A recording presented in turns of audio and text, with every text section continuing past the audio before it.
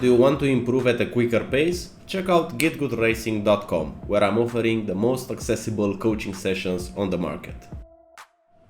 Now for the track guide. For turn 1, which is a high-speed corner, you just want to carry the momentum. So as soon as this crest starts and the road starts falling, I'm applying some steering angle at 100% throttle, and I'm looking now at this curb in front. I try to put this curb in between my left and right wheels and follow it around this corner while doing this small lift. Now at this point I'm trying to close the gap more and more to the wall on the right side. So your goal is to take an apex as late as possible so you can use all the exit after this corner.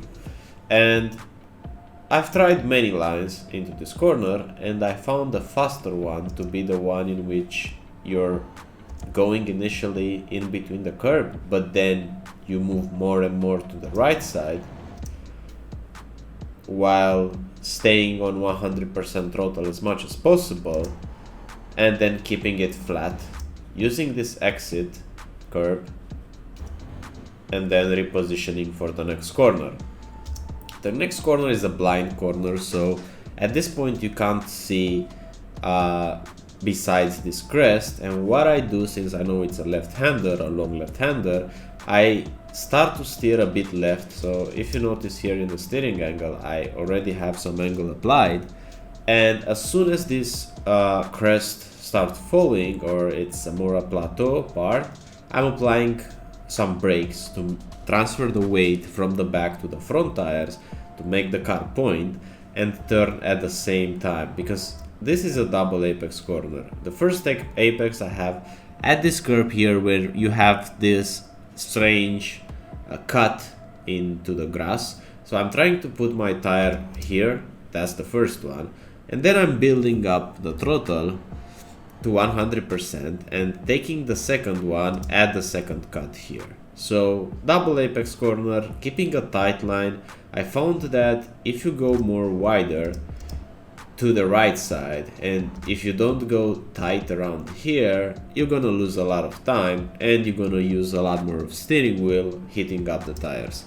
So keeping it tight, staying on 100% throttle, and you'll notice that by doing so you will arrive at this curb on the right side. So you're using all the track, repositioning for the next corner, and I don't have an exact braking point for this corner. I brake mostly on feel, and I think I brake quite early in this case.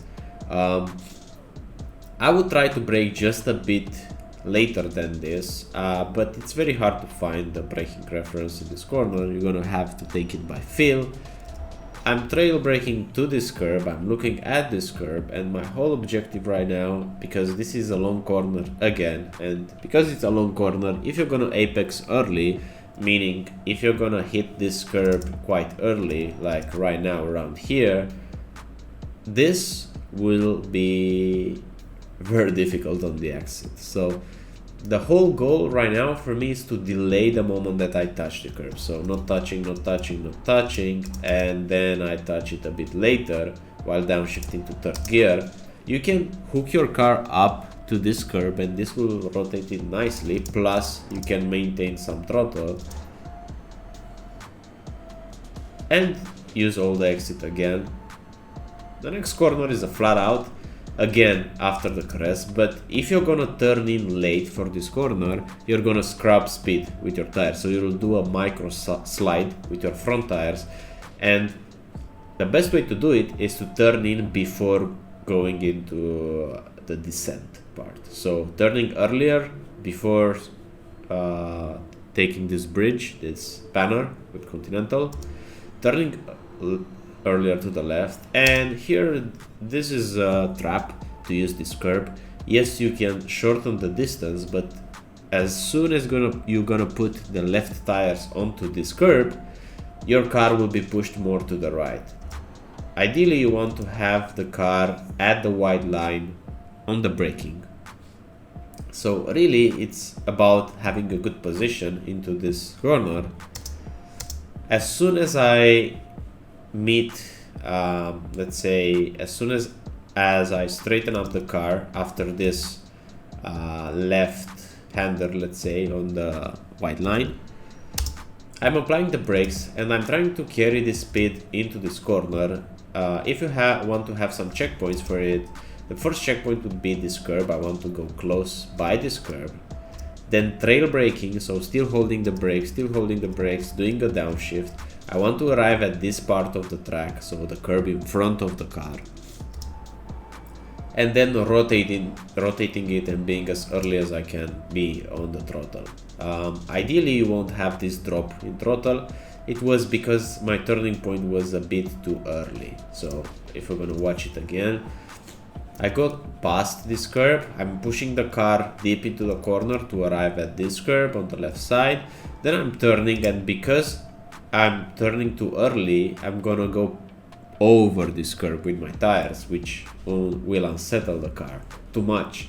So I'm doing a lift, I still take a bit of curb, but not that much, and then I'm going back on 100% throttle, using all this space on the exit. It's important to use it, and then staying on throttle. And this is a big straight, which will lead to the next corner, a right-hander.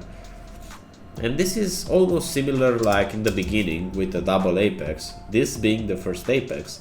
While turning, I'm applying a bit of brakes, so I'm braking at 15% pressure right now, 10-15%, holding it.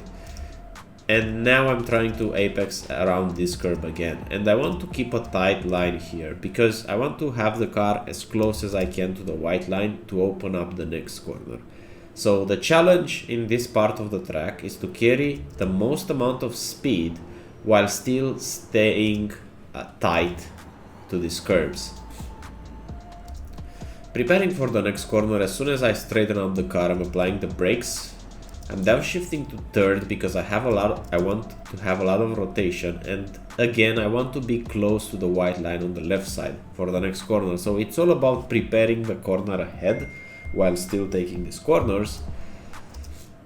Going over the curb at 100% throttle, immediately you will want to reposition. You don't have time to relax mid-corner, so as soon as your car lands, you must go to the left side to open up the next one, because this will lead to a big straight, considering turn 1 is just a lift.